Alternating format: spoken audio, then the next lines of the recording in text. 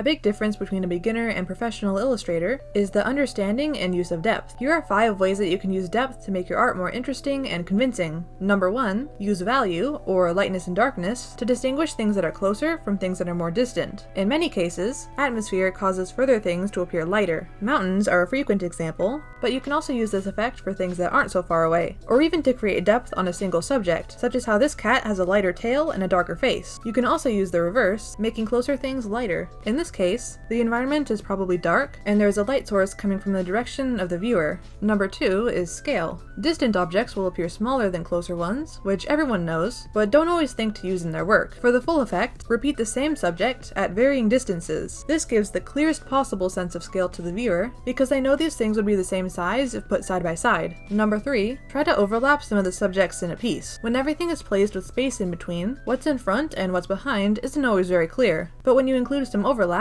it makes a lot more sense. Even if you think the depth is noticeable and makes sense without any overlap, using this trick really enhances the effect. Number 4 builds on number 3. When one subject goes behind another, try to soften that crossing section on the further one. A hard edge will pop out, and a soft edge will recede. Even this small change makes a big difference in the sense of depth. Last of all, number 5, blur entire subjects that are further away, rather than just crossing sections. This is mimicking the effect of a camera focusing on something close to it. You can, but don't have to blur further things to the point that they are unrecognizable though. Even just a slight blur makes the main focus feel extra crisp and close to the viewer. I have an older video on depth, so if you'd like more on this topic, here it is for you to check out next. Thanks for watching!